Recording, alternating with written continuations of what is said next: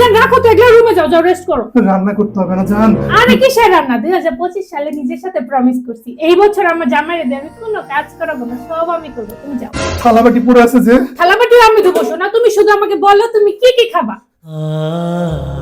Pulao, roast, korma, হাঁসের মাংস ভুনা, ভুনা খিচুড়ি, ইলিশ মাছের ভুনা, টাকি মাছের ভর্তা। এই যে নতুন বছর নবাব এমনি খাওনের নাম না কয়া যা থালাবাটি দি মাজো মাইজা বাটটা চড়াও খামু কি রাইতা। 25 সাল হইছে আর তার নবাবই শুরু হয়ে গেছে। হাঁসের মাংস ভুনা খাবে স্বপ্নেছি। তাহলে যাও।